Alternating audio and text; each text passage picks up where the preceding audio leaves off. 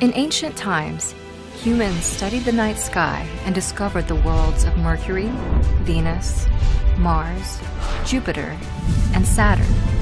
But beyond this realm of knowledge, another world shined brightly, just waiting to be discovered. Uranus is the 7th planet from the Sun. From a distance of about 20 astronomical units, or 20 times the distance between Earth and the Sun, Uranus orbits the star once every 84 Earth years, approximately the length of a human's entire life. This orbit causes each season of Uranus to last that much longer. Theoretically, a human living on Uranus would experience the 4 seasons only once, but each for about 21 years.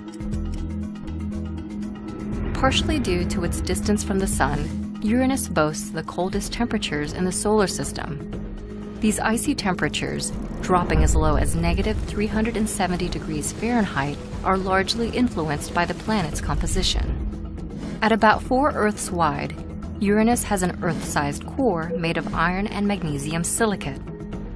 The remainder, approximately 80% of Uranus, is a worldwide ocean of ices made of water, ammonia, and methane, the chemical behind the planet's cool blue color.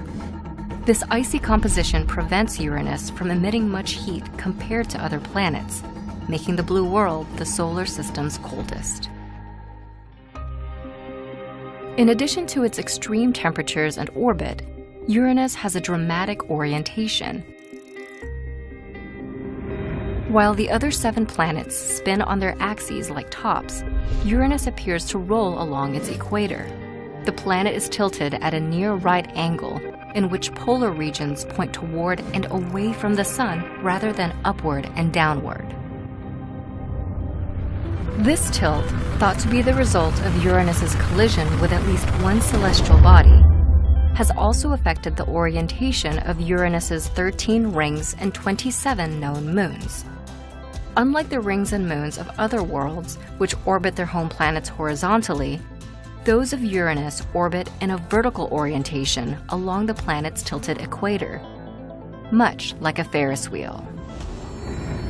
Uranus and its many unusual features were a mystery to the ancients, and the planet was actually thought to be a star.